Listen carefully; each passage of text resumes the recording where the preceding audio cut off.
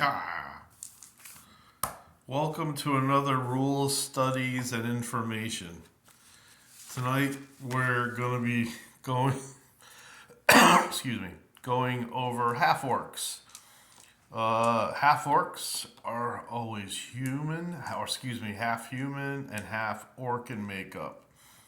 And as you might expect, there's only one way of that happening because both of them dislike each other, which I guess is why they took them out of the second edition game. So, how they ended up in fifth edition is beyond me because usually you get a half orc by grape. Uh, Everybody's saying that word because you can't say the real word on YouTube. So here we go. Half orcs get +1 strength, +1 constitution, and -2 to their charisma. Um, there are a lot of places around the world where half orcs are unwelcome, um, often criticized, often humiliated. And again, this is your gaming world, not the real world. So they might be refused service. They might be refused to enter a town. There's all sorts of things that they probably have to suffer through. They're probably treated a little bit better than drow elves, but you have to decide on whether or not a particular NPC can stomach them, or maybe they've got racial hatred or bias. In this day and age, it's not something that we want to talk about. In the fifth edition, I know it's woke, but that is simply part of real life. That's something that's actually should be part of the game, and so on and so forth. I'm not going to say anything more about that.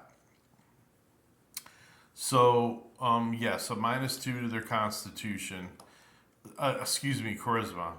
And the player just has to deal with it. Maybe he rolled score so poorly that he needs that +1 strength and constitution to try to make something out of it.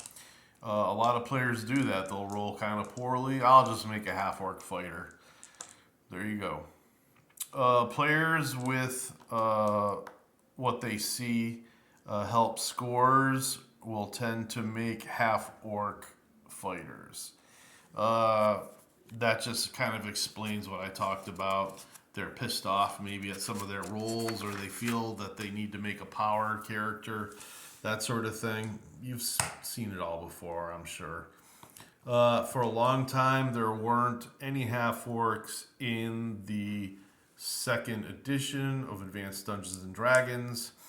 Apparently, the creation in making one, i.e., a man marrying or graping an orc or vice versa, wasn't politically correct. Way back at the very end of the 80s to early 90s. And again, obviously, that's one of the reasons they're calling things species now instead of the different races. Languages. Half orcs get to speak common and orcish at the start for free. Any other languages must come from their intelligence score. The idea of punishing any race as a whole to only learning two other languages is wrong. So apparently the book probably says they can only learn maybe 1 to 3 languages or something. And I say it also depends on background and intelligence. So as a dungeon master, you've got a decision to make. Do you allow them to get languages as anyone else? I say yes. Also, it doesn't mean that the character can actually read and write either, so there's that. And again, I've got a table on here somewhere that describes to the DM and players. It's easy. It's like a 5-minute thing. You pick languages. you decide which ones that you can read and write, and then you have a chance, depending on some roles, you just circle the languages on your character sheet that you can also read and write. All right, half orcs have infravision, which turns on in darkness, and they can see up to 60 feet in the infrared spectrum. So they see different shades of red.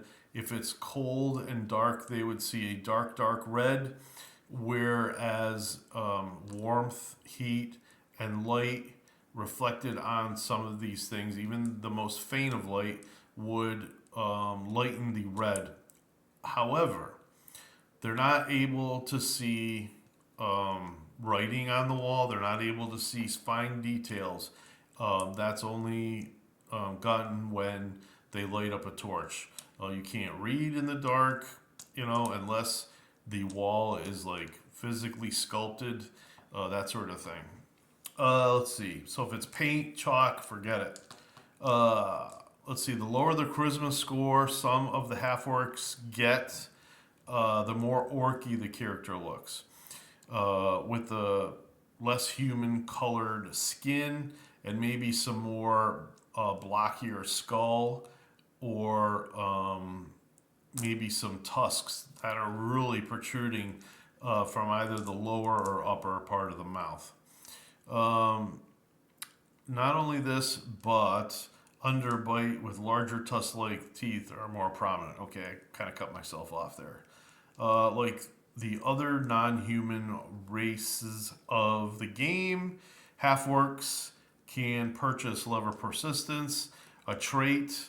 Again, if you're smart enough and you've combined your intelligence slots with your non-weapon proficiency scores, you can purchase this. Again, I'm just covering this only because it's what I've written down. Your game master might handle this a different way. You could all agree at the table when you first start to play that, guess what? No leveling stoppages. No, we can level as high as we want to go. And it doesn't matter what race and what character type we're playing. It all depends, on your DM and the type of game you want to play. This just makes things a little bit more difficult, and you'll understand that in first, second edition, you rely a lot more of your survival on magic items. It's paramount that you find, gather, and keep on your characters as much magic as you can, because in the long run, that is going to help them to survive. I know that in the fifth edition, you don't get a whole lot of magical items. You'll get maybe 1, 2, 3 things over your entire career. And I know the armors and the weapons only go up to like +3, that sort of thing. Yeah, so in first and second edition, everybody's got a lot lower hit points. Monsters have lower hit points, but you're going to need your magic items to help you survive. That's just been the way, and they have changed the game. It is a whole different animal now. Let's see. I've got an example here of how a half orc character might use some of his slots to get that trait. That's essentially it. We're done. I really don't have anything to say about half orcs other than there is an error in the player's handbook regarding, I think, one particular stat. Here, I'm going to. These are all the stats available to the half orc. These are minimums, these are maximums. So you'll see that they can't be too smart. They can't be too wise. And I'm not exactly positive. These 17s look like they're different. So in earlier books, this might have been a different numeric value. They can have a 19 Constitution because they have +1 con. Um, their charisma, they can have a 12 or lower. But I think the error was it could have been in dexterity. I think that they actually can have an 18 dexterity. I'll have to look that up again. I do not remember. But there was errata at one point, and I think they had to fix something with the half orc during that time. All right, that's all I want to say. Good night.